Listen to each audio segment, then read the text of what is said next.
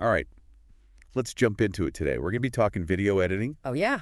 but more specifically, we're going to be talking about presets. Presets. Everybody loves presets. Do they? Well, 93% of top social media influencers seem to... That's a big number. Yeah, it is. That's a Yeah. pretty compelling statistic right there. And that came from this article that we're looking at today called Video Editing Presets for Social Media Growth. Catchy title. It is. Very catchy, very clickbaity. I like it. So, by the end of this deep dive, you'll not only understand what presets are, like what is this magical thing, Right. but also how they can save you a bunch of time. Time is money, baby. It is. It is. And also how to grow your social media presence using these presets. Ooh, social media growth, that's what everybody wants, right? That's the golden ticket. It is. It's fascinating because in a world where everybody is vying for attention online, presets can really be the key to making your content stand out. Okay, so I get that standing out is important, but I'll admit, sometimes when I'm editing, it feels like I'm just throwing things at the wall and seeing what sticks. There. I'm curious, like what exactly are video editing presets? Okay. Think of them as pre-made recipes for your videos. Okay. Someone else, a pro usually, has already figured out that perfect blend of color grading, transitions, even text styles, and they've packaged it all up for you. Oh, wow. So you don't have to be a master chef Right. to whip up a delicious meal. You just need the right recipe. So it's like having a pro editor in my back pocket ready to make my videos look amazing without me having to spend hours fiddling with settings. Exactly. I like that. Exactly. Let's say you're working in Adobe Premiere Pro, Yeah. which the article mentions specifically, and you find a filter combination you love. Mm-hmm. Instead of having to recreate it manually every single time, Oh my gosh, yes. you save it as a preset, bam, you've got your signature look ready to apply in just a click. I love it. And it's not just Premiere. Oh, The article actually mentions Lightroom presets, okay. which are usually, really popular for photos, can actually be used on videos too. Oh, interesting. It's all about a quick, easy style boost. That's super cool. But there are so many presets out there, it can be a little overwhelming. Oh, absolutely. The article mentions 3 main types: Mm-hmm. color grading, transitions, and text or title presets. Yeah. How do we know which ones to use? Well, that is where knowing your brand and your audience comes in. Okay. Remember that social media influencer we were just talking about? Yeah. Think about the ones you follow. Uh-huh. They all have that distinct style, right? Yeah. That vibe that you Yeah. instantly recognize. Yeah, That's what you want to achieve with your preset. I got you. Okay. So if I'm creating travel content, let's say, and I have this bright and airy feel, Mm-hmm. I probably want presets that enhance those warm tones Yeah. and maybe have some cool transitions Yes. that evoke like a sense of adventure. But if I'm going for like a more cinematic, dramatic feel for my film reviews, Right. then I would go with something a little darker, a little moodier. You got it. And the article actually makes a great point about how this ties into demographics. Okay. Younger audiences, they often gravitate towards bolder, highly saturated looks, Right. while older viewers might prefer something more subdued and natural. Interesting. Okay. It's all about understanding the visual language of your audience. All right. I'm starting to see the strategy behind preset selection. Good. But let's get down to the brass tacks. Yeah, let's do it. How do we actually use these things? Okay. The article mentions a how-to section, Uh-huh. but I need like the real breakdown. Like, Right. what's the deal? It's surprisingly straightforward. Even if you're a total beginner, Oh, good. it's basically 3 steps. Import, Okay. apply, Mm. and customize. Got it. First, you just import your chosen presets into your editing software. Easy. Then you literally drag and drop them onto your footage. Oh, my God. And if you want to, tweak things a little bit further, Yeah. most software allows you to customize the preset to fine-tune it to your liking. Okay. It's really that simple. So even I, with my limited editing skills, can handle this. Absolutely. Anyone can. It sounds almost too good to be true. That's the beauty of presets. They empower anyone, regardless of their skill level, to create professional-looking content. Okay. Speaking of software, Yes. the article highlights 3 popular options: Okay. What's it? Adobe Premiere Pro, Mm-hmm. Final Cut Pro, Yeah. and DaVinci Resolve. I've heard good things about all of them. They all support presets, but they all have their own, unique strengths. Okay. What have you heard about them, just from friends and such who are in the video editing world? My friend who swears by Adobe Premiere Pro loves how seamlessly it integrates with other Adobe apps, Mm-hmm. like Photoshop and After Effects. Makes sense. It's a real time saver if you're already using those tools. Yeah, that integration is key. What about Final Cut Pro? My friend, who's a total Mac devotee, he lives and breathes Final Cut Pro. Oh, yeah. He says it's just super intuitive and user-friendly, Yeah. especially if you're working on a Mac. Yeah, it's definitely a popular choice for Mac users. Yeah. And then there's DaVinci Resolve. What's the word on the street about that one? I've heard from a couple of people that even the free version of DaVinci Resolve has super powerful color grading tools. So if you're really into color correcting and creating a specific look, Yeah. it's apparently a beast. It's known for its robust color grading for sure. Okay, so we've got our software sorted. Mm-hmm. We've got our presets lined up. Yep. What about general editing tips for us beginners? Yes. I'm always looking for ways to kind of up my game a little bit. Always good to keep learning, right? Yeah. It emphasizes mastering the basics first. Okay. Don't get caught up in trying to use every fancy transition or effect under the sun. I do that. It's tempting. Is. Start with clean cuts between clips, maybe a simple fade or dissolve here and there, and definitely text that's easy to read. Easy to read, okay. I once took this video editing workshop, Cool.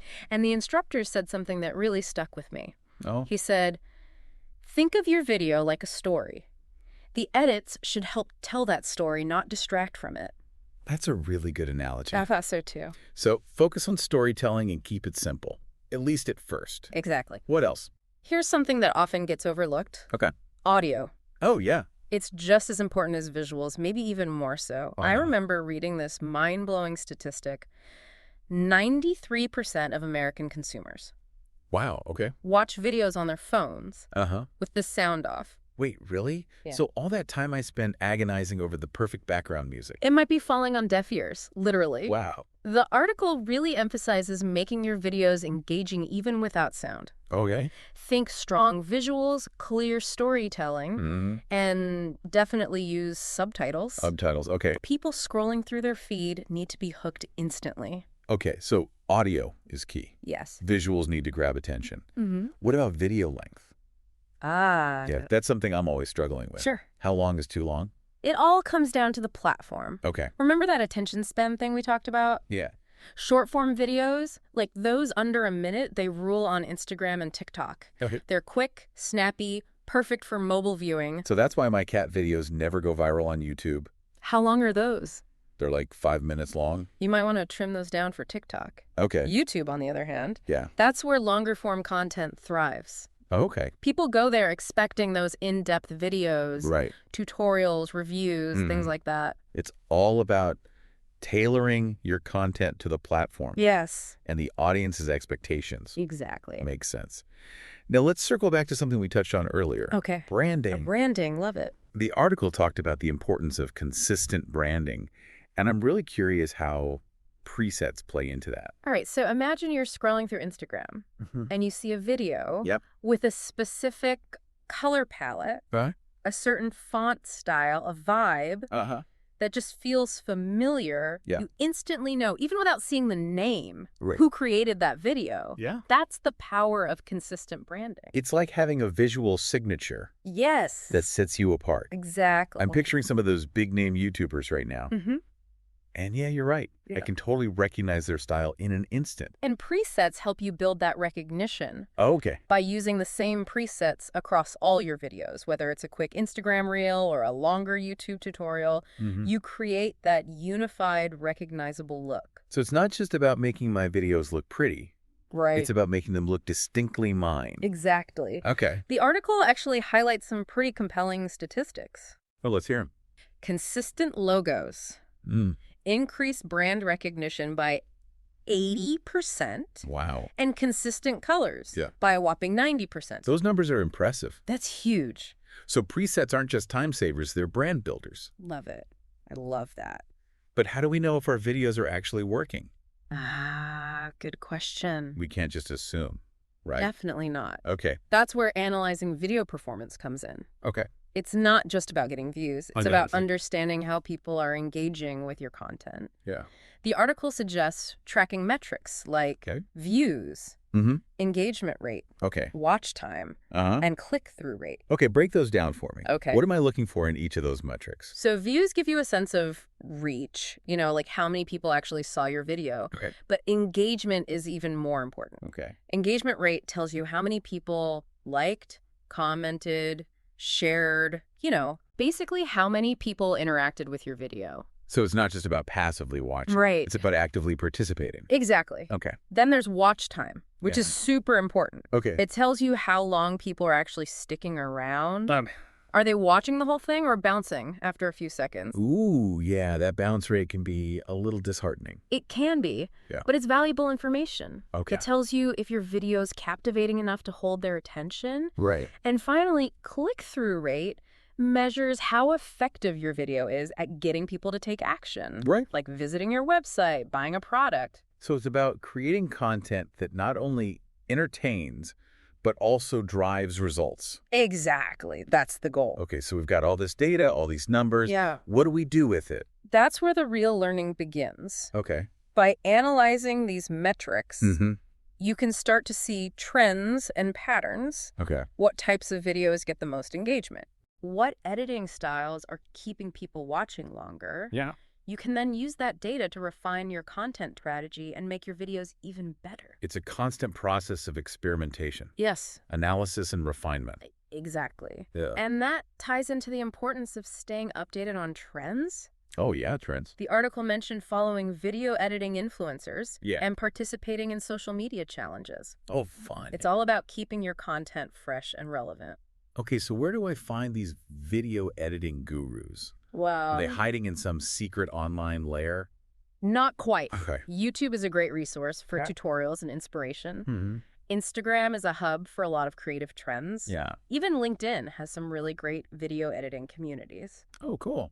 You'd be surprised.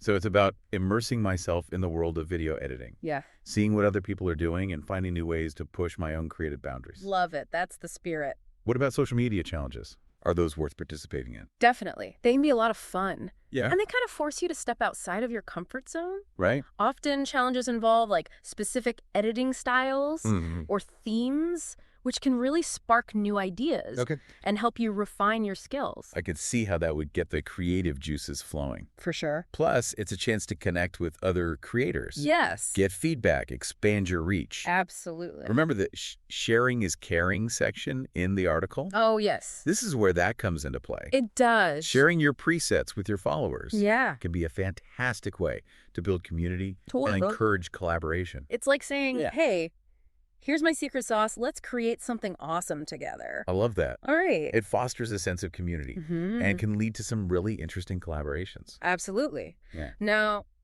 let's be real. Okay. Video editing isn't always smooth sailing. It's not. We all run into challenges. What are some of the common ones and how can we overcome them? Yeah. I mean, I'm sure we've all experienced those moments of frustration, Okay. like when your computer decides to take a nap in the middle of rendering a video. The worst. The worst. The article specifically mentioned technical issues Okay. and time constraints. Mm-hmm. Technical glitches, they're kind of inevitable. Yeah. Software crashes, storage problems, those are always lurking around the corner. Mm. Yeah. The key is to just stay proactive, Okay. keep your software updated, Mm-hmm. back up your files religiously, Mm. and just familiarize yourself with your tools. Okay. It's all about being prepared. So being prepared and knowing my way around the software can help mitigate those technical headaches. Absolutely. Okay. What about time constraints? Time constraints, I feel like I'm always racing against the clock. Time management is definitely a challenge, It is. especially in the fast-paced world of social media. Yeah. The article suggested mastering those keyboard shortcuts, Hmm. streamlining your workflow, Oh, boy. planning your projects in advance. Mhm. It's all about working smarter, not harder. So presets can be a huge time saver, which is great for those of us who are juggling multiple projects. And absolutely. What else can we do to maximize efficiency? This might sound counterintuitive, Okay. but sometimes stepping away from the computer can be the most productive thing you can do. Wait, you're telling me to not edit? I know, right? How does that help? Hear me out. Okay. When you're feeling stuck or overwhelmed, Mm-hmm. taking a break to brainstorm ideas, sketch out a storyboard, or even just go for a walk. Okay. It can help clear your head and spark new creative solutions. Yeah. I've often found my best ideas come when I'm not staring at a screen. That's actually really good advice. I try to follow it myself. Sometimes we get so caught up in those technical aspects Yes. that we forget to nurture that creative side of things. Exactly. It's about finding that balance between technical skill and creative vision. And sometimes that means stepping away from the computer to let your mind wander a bit. Okay, I'm taking notes. Good. So we've covered a lot of ground here. We have. From the basics of using presets Mm-hmm. to some really insightful tips on branding, data analysis, Yeah. even time management. Important stuff. I feel like I've leveled up my video editing knowledge significantly. Me too. It's been a really insightful deep dive. It has. But before we wrap things up, Yeah. I want to circle back to something we touched on earlier. Okay. The power of community. Yes. Sharing presets, collaborating on projects, learning from each other. Mm-hmm. That's where the real magic happens, right? Absolutely. The article emphasized how sharing your presets can be a way to, build a community around your content. Yeah. And I think that's such a beautiful idea. It's like creating a ripple effect of creativity, Yes. where one person's unique style can inspire countless others. Exactly. And it's not just about, sharing technical settings. It's Yeah. about sharing your creative vision, Mm-hmm. you know? Your unique perspective on the world. It's about fostering a spirit of collaboration and support Yeah. and recognizing that we're all in this creative journey together. Couldn't have said it better myself. And with that, Mhm. I think it's time to turn the conversation over to you, our listener. Oh, yeah. We would love to hear your thoughts. Yes. What stood out to you most about this deep dive into video editing presets?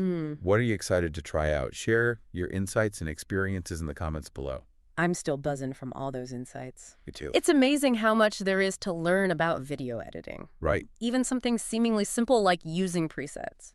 It's easy to think of them as just a quick fix. Right. But as we've explored, they can be so much more. Yeah. They're tools for branding, for community building, for pushing your own creative boundaries. And speaking of pushing boundaries, I love that idea of presets as a starting point, Yes. not an ending point. Right.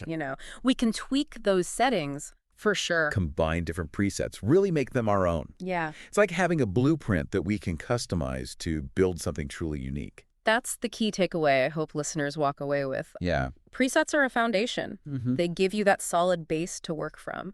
But the real magic happens when you inject your own personality, your own creative flair. So it's not about blindly following trends or Right. copying someone else's style. No, not at all. It's about finding what resonates with you and building on that. Exactly. Think about those social media accounts that really stand out. Mm-hmm. They're not just using presets, they're using them in a way that reflects their unique voice and vision. It's that combination of technical skill and creative expression Yes, that makes video content truly captivating. it does. It's like we've been saying throughout this whole deep dive.